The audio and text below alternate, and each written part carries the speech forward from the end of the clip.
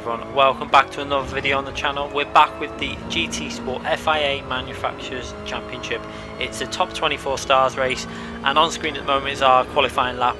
It's our fastest lap. The competition in this race was absolutely insane. Unfortunately, I should have really considered what car I went before I went into this race. Before I actually started this championship. I think it's a big reason why Org and other ones didn't bother after a few races. They realised this car wasn't going to be competitive. But I was obviously going to race this race no matter what. We're definitely not in the strongest car for this track.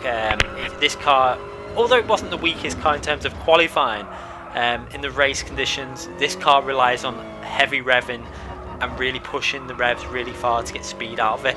And obviously, as some of you guys might know, this track is very much, if you've got a compromising strategy, you really need to go for a strategy where you pit as little as possible, because the pit lane has a big loss, a lot longer than a lot of the other tracks. Some tracks are like 13 seconds. This works out about between 25 and 30 seconds depending on the fuel, etc., that you put in the car. As you can see, this was our final lap that we actually got in. Unfortunately, we left it a bit, we timed this a little bit wrong. You can see there, time remaining 3 minutes, and we only had enough fuel to do this lap and one more after this, and we didn't get our lap off this right. So maybe we should have just come out the pits and just not really, went into for the new tyres when we were a bit later on with the fuel. But we went over the line with a 1 minute 38.61, which put us at this stage in 6th position. But then, like I say, when everyone did that one lap fuel run at the end, it all went crazy. And you can see, look at the difference. We're only about just over 3 tenths off pole, but we're in 14th position. That's how competitive these top 24 star races are.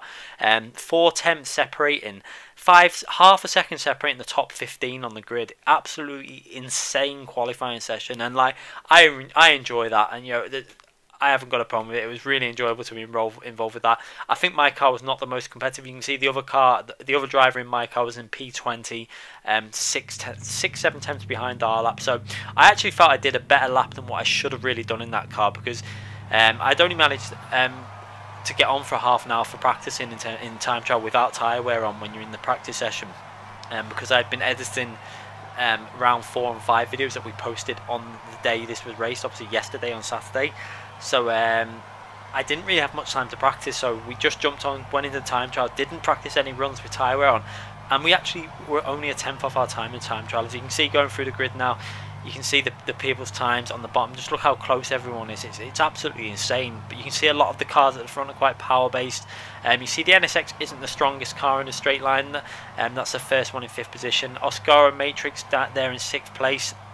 You can see there some of the cars at the front, you can tell that they're the power cars, and obviously this track does suit them. Obviously the Alfa Romeo has had their increase in its power recently with the 3% increase, so it's a lot more competitive now. Even GTB Twizy struggling a bit on this track in 9th position, you can see there. And in P10, Indian Food, the guy who we actually beat in Nürburgring Nations, in my first win in the FIA races, if you remember, he finished P2 about 5 seconds behind us. So it just shows you the difference in what cars people are using, what track. I really love Brazil, this track. It's one of my favourite tracks in sim racing in general, but I'm just not the most competitive on it. You can see there we're in P14, just over 3 tenths off the lead, about 4 tenths off the lead in time. And you can see the times are just so competitive all the way up the grid. It's just, there's not a massive gap. I think from first to last there was about 1.4 second gap, but the top 16 we're not even a second behind yet. Top 18 still within a second of each other. It really does show you how competitive these top 24 races are. I wasn't overly confident for the race, obviously you can see there, that's the other guy driving the same car as me, because the fuel saving, obviously. I knew that this race was going to have to be a one-stopper. It's a 21 lap race, so I had to get this done with one stop. So I hadn't done a practice run, obviously. We hadn't had time to test whether it was going to be faster. So the aim was just to save fuel from the start. But the problem with this car, like I say, you have to rev it to 9,000 RPM to get any sort of acceleration out of this car. 8.5, 9,000 RPM. So we were in a bit of a compromise position straight away, and I knew that my car was not going to be the fastest, especially in a straight line. So I knew this back straight was going to be a massive issue for me. I knew I was going to lose a lot of places on this straight, and there wasn't much I could do about it. So I just wanted to race my own race and enjoy the experience of being in this top 24 race. I didn't expect to be competitive, but I was really happy with my qualifying lap, to be fair. I mean, I couldn't have really done much better than what I did getting this into P14 in this car, and we were very close, you can see from the time. So going through to this first corner, you can see I'm straight away into fuel mixture 6. I'm saving fuel. I want to just be saving as much fuel as possible. I ran a little bit wide through there, which compromised my exit a bit, and I actually lost a bit of the slipstream with the guys ahead, which wasn't great, but I was still going on the plan of just slipstream saving fuel. You can see there, looks like one of the Alfa Romeos right from the front of the grid. One of the fast guys that was pretty much, I think he was 4th on the grid, has had some sort of penalty, and he looks like he's back in last place, so that's not good for him, especially in the Alfa Romeo car that's really competitive here. So unfortunate for him, but not much he could do about that. You know, the game gives these penalties out all the time. So we're in P13, back into fuel saving, and through these sections I was fairly okay. You can see there was a car down my left hand side, so I was staying nice and tight to that corner. Didn't want to let him pass yet. I wasn't going to be a roadblock. I decided pretty much early on in this race I wasn't going to ruin other people's races, because I just knew that this car was not going to be competitive. And I could tell straight away from qualifying when going down the straights, I could see I wasn't gaining on the cars in the slipstream. So at this phase I'm just trying to hold on to the slipstream as much as possible. You can see me messing with that fuel mixture constantly. I'm just trying to get clean exits off this final corner to try and get in that slipstream. But even when we was in the slipstream, you can see we're still struggling to get game. We're actually losing time going over you know. Eventually we start gaining a bit there now when we're in one mixture. We're gaining very slowly. Obviously we're getting a double slipstream off the guy in front, but I think they were actually saving fuel at this phase probably. But the guy behind, look how much he just breezes past me. So I just let him go. There was no point in me fighting that position because he's on the inside. I give him the space, and it gives me another car to try and do some fuel saving off. So I just thought I'll let him go. There's no point me battling away and losing time to these guys ahead. I'll just let him go, get back into fuel saving, then get back into the one mixture on the straights, try and stay with him for a few laps in that slipstream. So as you can see there, we're back in our qualifying position in P14. It's where we started. Obviously there's been drivers getting penalties and stuff, but so far it's been fairly clean. There's not been much going on. It's been pretty much like a train, like you get in real life. You can see everyone's driving line. Just look at that top right hand corner just to see it's just a big train of drivers, and that's what you're going to get in these top 24 races. Eventually when we go for getting in another one of these races, hopefully it'll be in a track. The final race will be in a track that we're more competitive on, and also I'll obviously know now to pick a car that's, I don't want to pick a car that's going to be too overly used because it's going to be harder to get in these races, but I'll pick a car that might be a bit more competitive and able to save fuel, because obviously these races are longer. You get the extra 5 minutes in qualifying, so you get 15 minutes qualifying, and it's a 21 lap race. So they're a bit more endurance based, so you really do need to consider the car's ability to save its tyres. Although tyre wear wasn't a massive issue in this, I think the tyre wear was fairly low, and fuel obviously came into it because it would have been a more racy experience doing 2 stops, but the pit lane you would have lost too much time. So you can see I had to just try and do the one stop strategy straight from the start. So you can see now the Aston Martin's gaining. I was considering to let him past here, but then I thought no, he's not close enough. When he's close enough, I will just let him go. I'm not going to fight positions too much, but I'm not just going to give away slip positions that I can that's going to lose me time in terms of slipstream ahead. So he wasn't close enough, so I'm just staying on my line there. I wasn't going to fight it obviously, but then again he's down that left hand side, so I'm going to let him fight down that left hand side and go down the inside and give him space. You see I go straight into fuel mixture 6. I'm not going to battle that one too much. I'm going to let him have the position, give him space on the inside, then get back into his slipstream and let him go. Like I say, there was no point me fighting an Aston Martin on this track. It can short shift, it can save fuel, and it's just much faster down the straight. So again, I'm just trying to think, just keeping it clean, and just I don't want to be getting penalties. I don't want to be getting losing time that I don't need to. So again, we're back into fuel saving 6. I wasn't sure if other people were going to be doing the 1 stop or if some would be doing the 2 stop. I had a guess that some people would probably do the 2 stop, not obviously thinking, not thinking it through properly with the pit lane entry. I mean, with the pit lane loss is so great on this track, some people probably wouldn't have thought about that, but the majority of people in these races are going to be thinking of that. This is the top 24 races. This is some of the fastest people on the game all in one race, so you're going to get people thinking about that pit entry and pit exit and how much time you're going to lose in there. As you can see there again on the straights, you can just see the way they are pulling away from me, and because I'm having to short shift around that half rev range, this car, the power is just not there on that first half of the rev range. You need to be revving to the full range to fully get the speed out of the car. So you can see the Audi TT goes down left. I give him the space. I'm going to let him go. I'm not going to fight it. Into fuel mixer 6, and then I go to just slot in behind this guy. But the guy behind me obviously doesn't want it. Hits me there, another guy. So I take a tight line down my head at this point, and then he just barges me out the way on that corner on the pretty much off the track. I was a little bit annoyed at that. I'm going to be brutally honest. I wasn't happy with that move, and you're going to see why at this stage. You know, I get, annoyingly, again with this game, I get the penalty. I get a 3-second penalty for an issue that I had no control over, really. You know, I couldn't do anything more than what I'd done. I gave the guy space on the inside to let him through. So you can see there, he's coming from so far back. That's a braking zone there. We're in it. I give that guy space, and then I go to slot in. And frustratingly, this guy just wasn't, he didn't want it. He barges me there, and then I'm ahead at this point. He goes off the track a bit and just clean pushes me out of the way. And I don't like that move, because I don't think it wasn't very respectful in my view, because the whole situation worked out. And then you see, we lost 4 places in that then because of that one move. We lost, so we went down to P19 straight after that move. You know, the first, he could see that I wasn't fighting the positions. I was letting the first guy through. If he would have just come behind me into that chicane, I would have let him the speed that car has got, that he was in there, you know, we've seen it at Brands Hatch. It's such a fast car down the straights. On the next straight, I would have just stayed to the right and let him pass. You could see I wasn't fighting the position. I was just letting people pass. You know, I wasn't being an idiot blocking people. I was just racing for myself in this, and he's just cost me 4 or 5 positions, which has really not helped our strategy. You know, I just wanted to race clean and just hold on to people's slipstream. So now we're in P19 through no fault of our own, really. We would have been in about P15 or something like that, I think it would have been, and obviously still in the mid pack, but now we're towards the back of the grid, and not much we can do. We've actually lost the slipstream of the guys ahead as well now, so we're in another vulnerable position. As you can see, we've got the GTR, another reasonably fast car in a straight line behind us, and he's gaining. Is he going to go for that move? No, he makes a sensible decision and decides to wait for the next straight. You can see I was fuel saving. I wasn't going to block. If he was going to dive down that inside, I wouldn't have been able to really out of his way. I would have had to enter that corner, so he made a wise decision not to do that. But then again, this straight, I decide fuel safe, let him past, don't fight, give him the space that he needs, and just slot him behind him. So I stay really wide just in case he's going to be slow on the exit.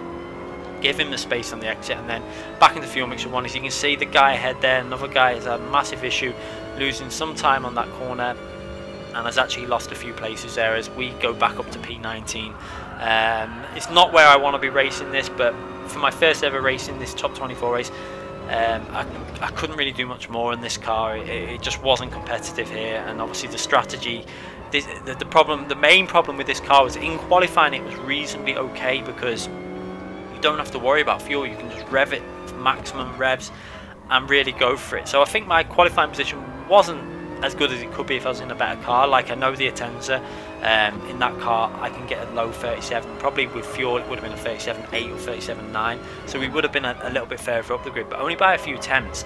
You know, if we would have just done one corner better, we would have been in P9 or something like that, P8. It just shows you the difference. But in terms of race pace, there was just no, if I would have revved this car to maximum revs, our fuel would have just dropped massively, and we would have just had no fuel at all, basically. As you can see now, we've got the other 86 GR4 behind us now, but he's not able to make a move on the straights because he's just not got the speed either. So even though he's got my slipstream, he's not able to make a move into the corners as his car is just not fast enough. So at this point I just thought, at least I've got a car behind me that isn't probably going to be able to make a move if I use fuel mixer 1 on the straights.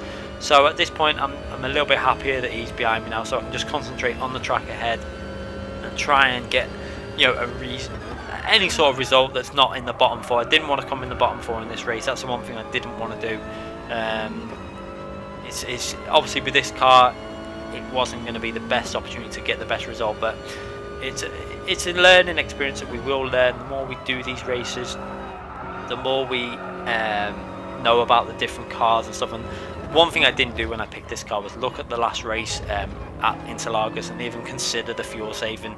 But we know that now. We've learnt the lesson, so next time we come to this track, obviously next time, this is at one of the last races in one of the big competitions, we will we'll probably pick a car that's more suited to this track, and hope we can get through that way. You know, we're not going to make every top 24 star race every single week. Some weeks we're not going to be able to have the time to put in to do every single race in the FIA, and also you're not going to get there because it's only 2 cars in each manufacturer. So it's just about picking your cars wisely and hoping for the best. I did notice that a few people didn't bother even racing. The guy who actually came first didn't even bother racing this, even though he would have got in it.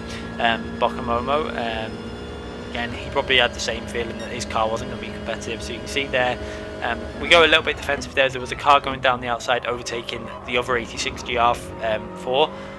So I didn't want to let him overtake me as well on that corner. I wanted to just hold on to this guy's slipstream in the Nissan GTR just for a bit longer. As we're up to P18, it looks like someone's obviously pitted on a 2-lap strategy also.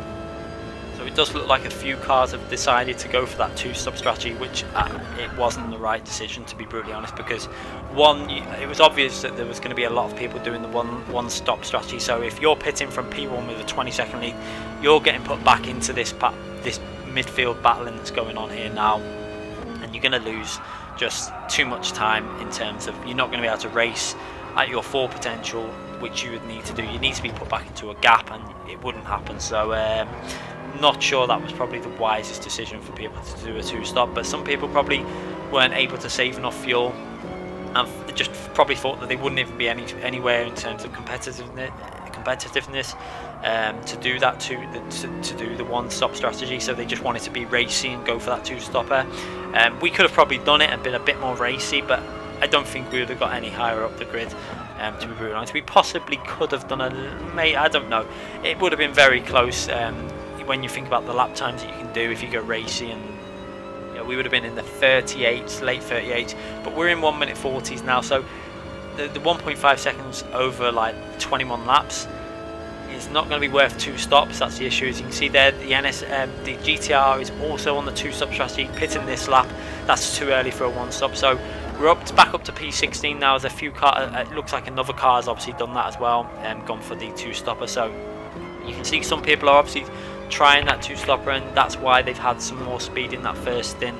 But we're back up, and you see there someone's obviously came out of the pit, or something's gone on there, because we're back up to P17, and we're going to skip through now and drive up to lap 10, where obviously nothing else really happened during that phase for the 4 laps, so for the three, so I think it was like 3 or 2 laps. I didn't really want to just show you me driving around, so we're skipping through to the end of lap 10 there, where we've got 1 more lap before the pit. I wanted to pit on at the end of lap 11, purely so that I could fill up maximum and then go a little bit more aggressive on the last stint. As you can see there, the Atenza in the lead decides to pit on lap 10, so he's going to have to go more cautious on the final stage.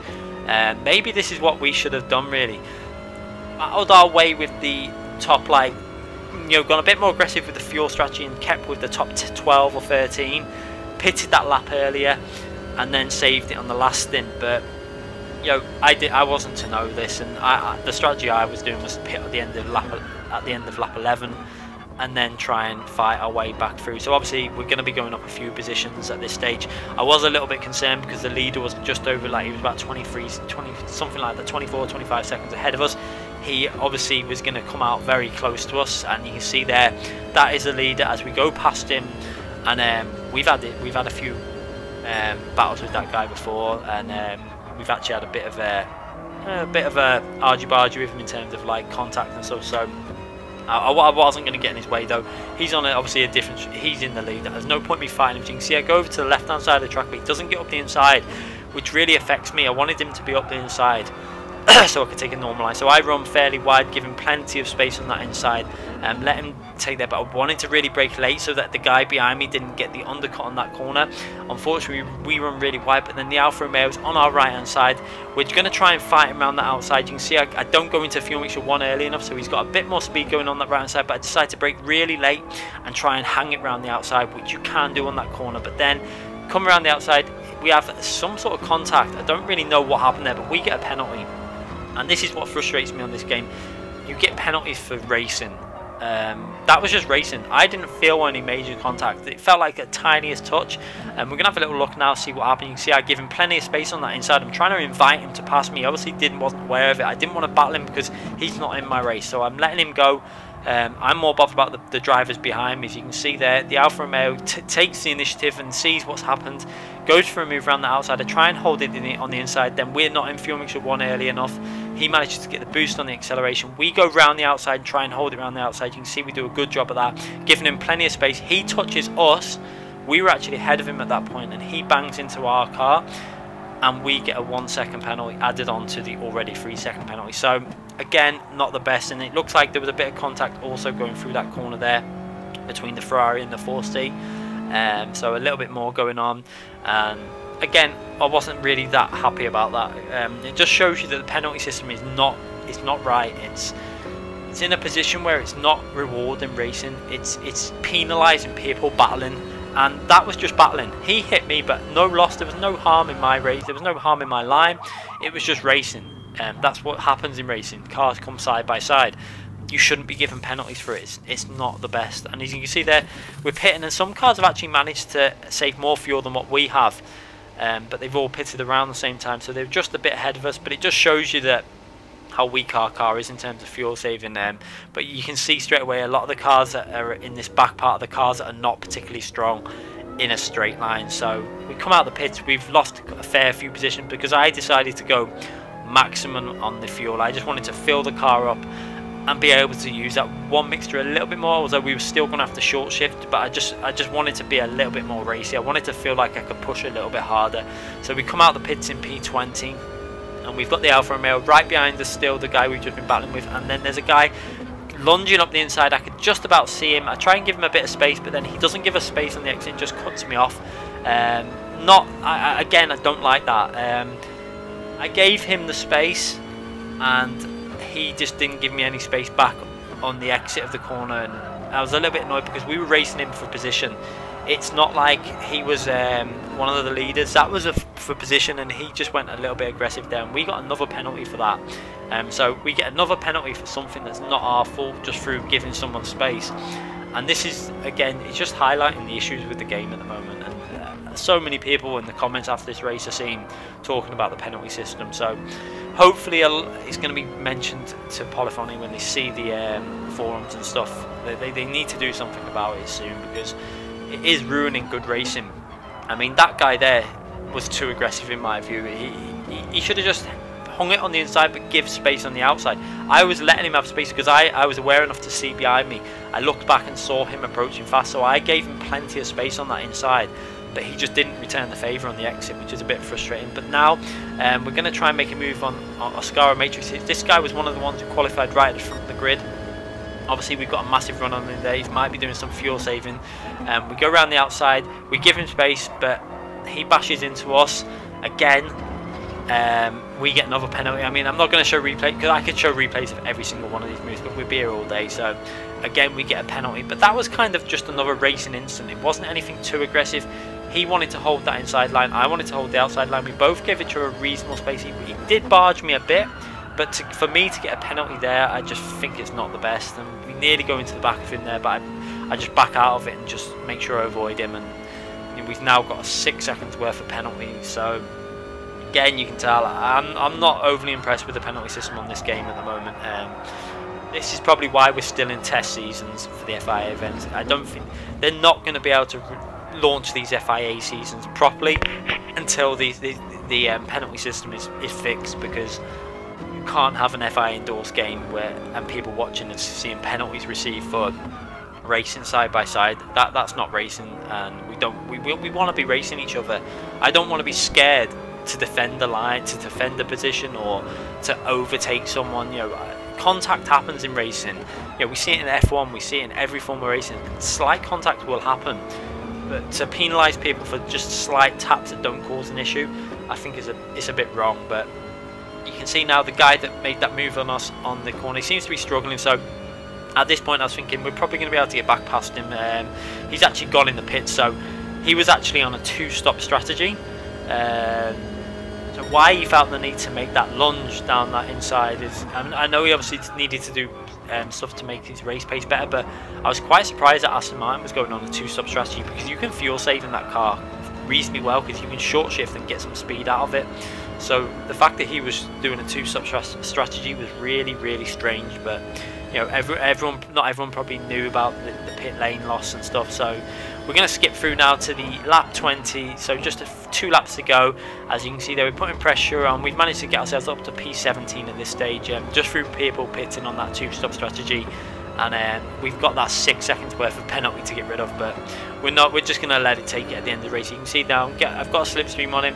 We're obviously able to run higher mix than this guy. He sees me on the inside, decides to back off, let us have that position. That's the thing at the moment with the penalty system, is because of people are scared to battle, they just let people go a lot of the time. And I was doing it in the first stint, but still getting penalised when I was giving people space. So you can see there, we've got ourselves up into P16, but I know we've got that massive penalty to come off, 6 seconds of penalties, which I genuinely don't feel like any of them should even be there. I feel like there was no instance that I should have a penalty for, really. I'm not just being biased in that, I just genuinely don't think any of what I did deserved a penalty, and it's frustrating. But you can see there, the leaders are about 35 seconds ahead of us. They were about 20 seconds ahead after a few laps. I think it was like 3 or 4 laps, obviously with the field spread. So we've lost about 15-16 seconds on them in about 15 laps, which was kind of expected with the fuel saving that I needed to do in this car, and the fact that even when short shifting, we just wasn't able to get any acceleration. So coming up to our final lap, you can see with this last stint, with me putting that extra fuel in, we got our lap times into the 39s, 39.1, 39.6s and 39.9s. Obviously we still were short shifting, that's the issue. You can see the difference. So even though we're using that one fuel mixture, because we're not revving the car hard, we're losing out on probably about half second to 7/10 of a second just through not being able to accelerate properly. If you try this car, you'll be able to test it straight away. So do a lap when you short shift it, and then do a lap when you rev it really hard, and you'll see the difference in acceleration, how much you gain and lose and stuff. So like I say, not much we could do about that with this car. You know, it's an enjoyable experience being in this top 24 race, but hopefully next time we manage to get into these races, we'll be in a car that's a little bit better and at a track that I'm a bit stronger at. Like I said, Interlagos, great. I love this track. It's one of my favourite tracks. It's got a lovely flow to it, a really enjoyable track, but for some reason I just don't have the speed, the outright speed of this track. It's a track I've suffered on in a few games in the past, and it's just a bit. I can't work out where I lose the speed. I know I lose a bit on the last corner. I don't like to be too aggressive on the last corner, attacking it to get the exit speed, but it's one of them tracks that everyone has tracks that they enjoy but they're not particularly strong at, and this is one of ours. So lap 21 and we're in P16, but obviously we're going to lose that P16 because this guy behind us is going to take us when the penalties kick in. So not the best first experience in terms of performance. I did the best I could in this car. I don't feel like I could have done much more with the car I've got. The other guy in this car who was behind us at one stage I think he was actually two-stopping, so he ended up about, I think it was about 15 seconds behind us, or I'm not sure if he one-stopping, but just had to do some massive fuel saving, so he ended up well behind us, and it just shows you how weak the car. I think he came second to last, the other guy. So you can see now, you know, to the bottom of the screen there and see you can see a few guys struggling with the slower cars. You can see I was quite surprised the TT Cup was down there, but maybe that's something to do with the fuel saving. But you can see there the other 86 in P21, looks like 2 people have disconnected after, you know, with not being happy with the race, but he finished quite a long way behind us there. I think it would have been, with the penalties took off, he would have been nearly 20 seconds behind us, the other guy driving the same car. So that's the only, you know, I was happy we beat the other guy driving the same car. That's one good thing. Hopefully we can get back to another one of these races when we're a bit more competitive, and we can enjoy a closer race with hopefully a better track that we enjoy. I'm not sure if we're going to be able to attack them this week too much. I've got some other stuff to do on Project Cars 2. I'm still going to be trying to get a video out pretty much every day on GT Sport as much as I physically can. But I'm not sure if I'm going to have time. I will be doing the FIA races. I'll definitely do a few, as many as I can do. I might even just mix it up and do like a couple from each FIA nations this week and manufacturers. Pick the races I want to do, and then maybe the week after we'll try and attack one of them, either the nations or the manufacturers, and try and see if we can get in the top 24 stars in that one the week after. That might be a good idea, because I want to still do the daily races as well this week to keep some of them videos coming. I don't want it to be all FIA nations. I want to get variety in there and try different cars, etc. So anyway, guys, hope you enjoyed that video. Our first ever experience in the FIA Top 24 Stars race, and it was an enjoyable race, even though we weren't competitive. We've learnt a lot. We know obviously some important things now, to pick a car that is very good at fuel saving for that final race, obviously with the extra laps. Make sure you check the track, because based on the pit lane and stuff like that, always think about stuff like this. It's really important. Anyway, guys, hope you enjoyed it. We're going to be back with more videos very soon. Make sure you give this video a thumbs up if you enjoyed it. Give myself a subscribe if you want to see more videos, and we'll be back very soon with more GT Sport, Project Cars 2 and the Assetto Corsa content. Thanks again for watching, everyone.